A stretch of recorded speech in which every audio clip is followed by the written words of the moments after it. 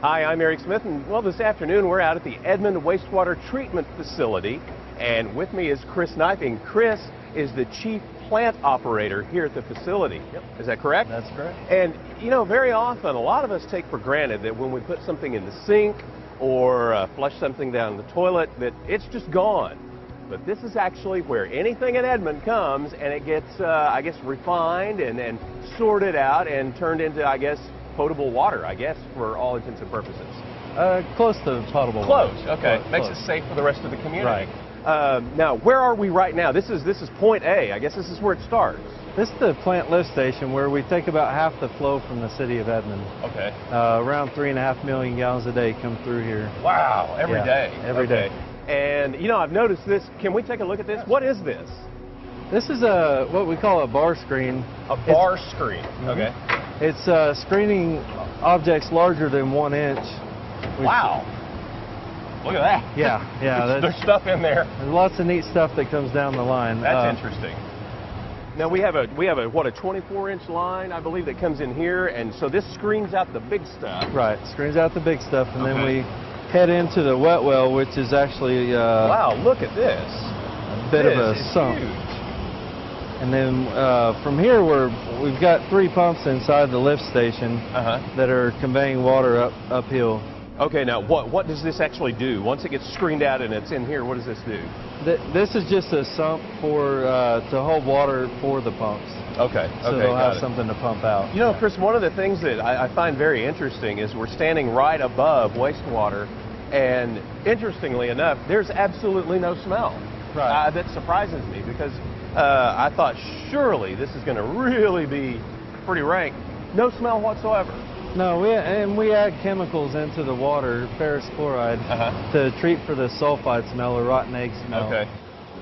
Okay, Chris, we've just walked up 200 or 300 yards from the entrance point, and now we're at a head unit that you're saying is a fine screen area. Is that right? This is the headworks of the plant, and what we're doing here is screening out even finer objects. So down at the bottom we were screening 1-inch objects, and now we're down to 1/4 of an inch to get even finer trash from entering the plant. So it just sifts out even smaller and smaller pieces. Absolutely. Okay, what is this? This is step number 3, I guess. Right. This is called an oxidation ditch.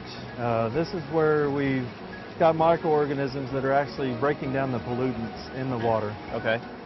And that just simply, that's another step. It just breaks it down, and the microorganisms in here just, eat at it? Kind of like, I guess, at home, if you have a block of cheese and if you just let it sit there, it would get moldy and it just end up breaking down, and that's what's going on here. Right. We've got them concentrated and give them air. You know, just like fish, they need air. Yeah. And just send them around, and it's about a 24-hour detention time to break all the pollutants. It takes about 24 hours, and this just kind of goes in a circle, doesn't it? This water just rotates around. Yeah, another name for an oxidation ditch is a racetrack, and it literally sense. It looks like a racetrack. Okay, now I'm seeing some like big bubbles. What are those? Those big plastic looking? Yeah, when people flush grease down the drain, it comes in here to the plant, and it's hard to break down, and so you see the bubbles, they'll stay up on top, and that's actually grease. Wow, okay. Not a good thing to be putting down the drain though, right? No, never is. And that's the reason why is it's hard to break down. Absolutely. Tell me, what are some of the things that citizens that we can do to make your job a little easier here? What can we do to help you out? Well, you know, things like flushing grease down the drain, plastics, personal hygiene products, paper towels.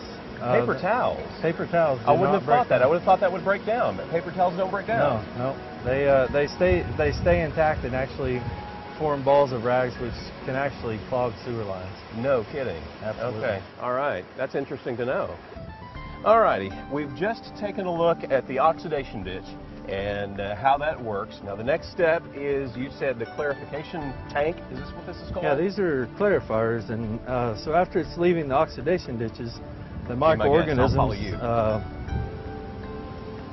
we bring them in here to settle out the sludge or microorganisms.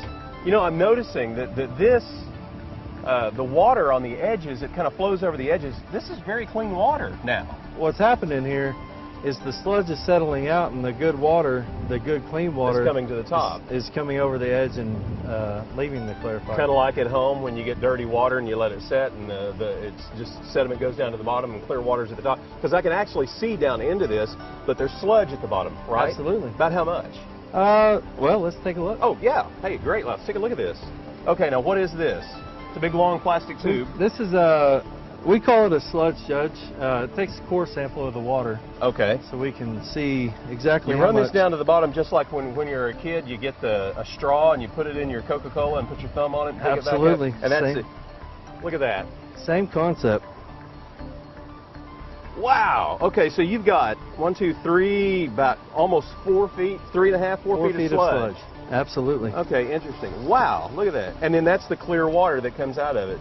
Yeah. Oh, that's interesting. Okay, now after this, we've got another step because it gets even cleaner. Yeah. So we have little fine solids that'll actually make it over the weirs of the clarifier. Okay. And so our next step is to take it to a sand filter and get it down to just a little bitty. Tiny. Okay, where's the Little sand filter? Well, let's head there. Okay.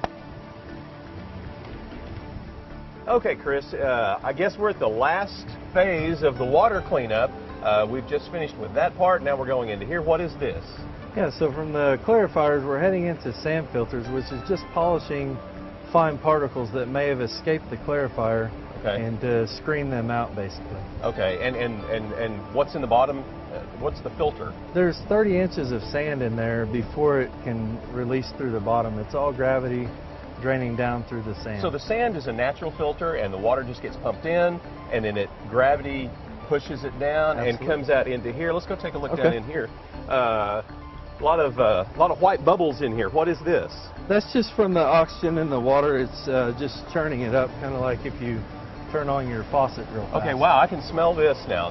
But this is a good smell. This is the very first time I've been able to smell something. It smells like chlorine. Yeah, just like a swimming pool, same thing. Okay, so you chlorinate this water. Yep. Okay, and as I can see, it's flowing through here, and you've got a maze. What on earth does this do? The maze is to make the 30-minute contact time required to kill pathogens in the water. Okay. And instead of letting it run straight through, it has to wind through a maze to make sure it has its Slows the contact water time. down. Absolutely. Okay, so you've got chlorinated water coming in here. By this time, the water is pretty darn clean. At this point, Absolutely. right? Yeah. Okay, now let's go ahead and go on down here. So the water is being slowed down by these baffles. Oh, this is interesting. Okay, we've got something going on down here. What's going on down here? Well, here we're dechlorinating the water to keep from killing fish and other microorganisms and the habitat where we're discharging out into the creek. Okay, so now you have to dechlorinate because the next step is what? It's going to get pumped out into nature? Right, it just goes straight out into the creek, What creek? the Coffee Creek. Coffee Creek. Yeah, Can we go take a look at where this comes out? sure. Let's go Okay, take a look. great. Okay, so Chris, wow. Okay, this now you said this is Coffee Creek, right? Right. Okay, this is very, very clear. I can see the bottom of the creek. It looks like in places, looks like it's 6, 8 feet deep in some places here, but this is so clear. Now, this is as clean as it gets because you're putting the water from the wastewater treatment facility into the environment, right? Right. And this is clean.